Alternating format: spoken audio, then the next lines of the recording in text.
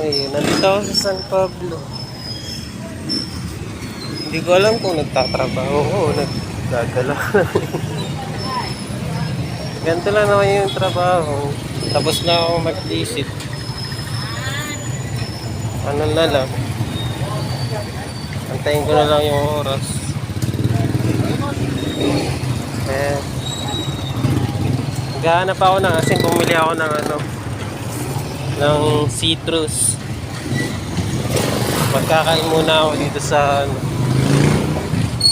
parang sarap mo. Ano kaya?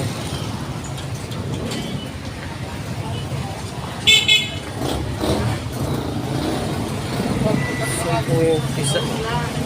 Stop, sir.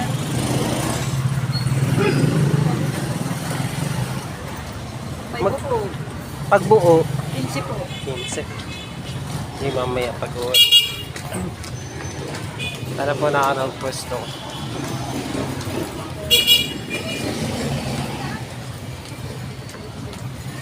Naghanap ako ng asin. Saan ba dito may asin? Sarap. Sino hindi mauubusan ng pera dito? Eh, kahit saan ka tumingin, ang daming pagkain.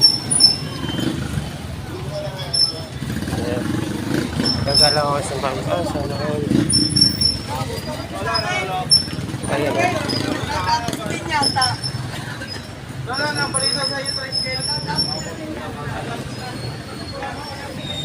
Ganap po lang tayo ng asin. Nice one.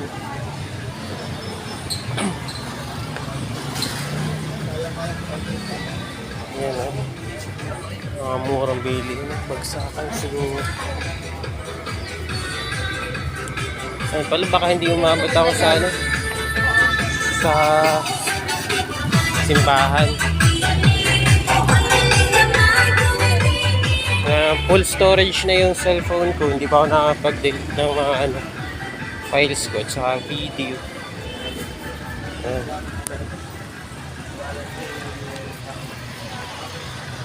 Sarap po.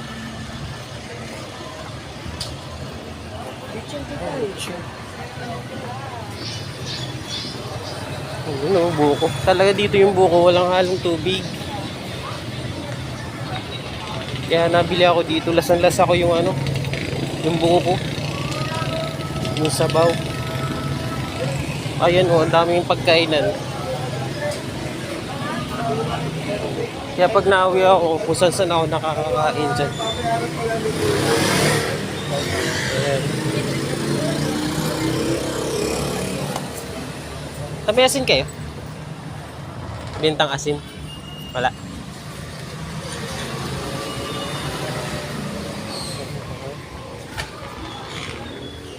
Mga bakery. Yan po. Eh, 3 minutes na. Yan.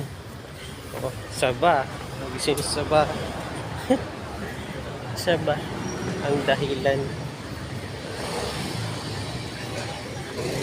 Malapit na ako sa simbahan. Dumayo pa ako ng simbahan para lang magkain ng magkain ng citrus. Ayun po. Sino naman dito lang mapapakain yan? Sarap. Bumili ako ng bola-bola sa San Pedro nung isang araw. Akala ko noon akala ko kamuting kahoy. Medyo napaisip ako kaagad. Kaya tinanong ko yung yung tendera. Tinanong ko kung yun, kung kamuting kahoy. Sabi niya hindi raw. Daw yun? Malagkit. Pero masarap naman siya.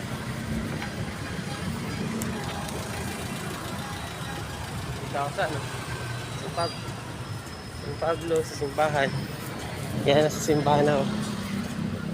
Ang laki ng simbahan nila dito. Ayan. Iniwan ko yung bag dun sa store. Kaysa anong gawin ko doon, kung wala naman akong gagawin, tatambay lang, tatayo. E di, kala na lang ako dito. Ayan. Pagkain na naman. Pagod ako paglalakad Layo. So, nagsisimba lang ako madali. Kasi, hindi ko alam kung last day to or bukas papasok. Okay. Sa Pablo. Bye. Simpa muna ako.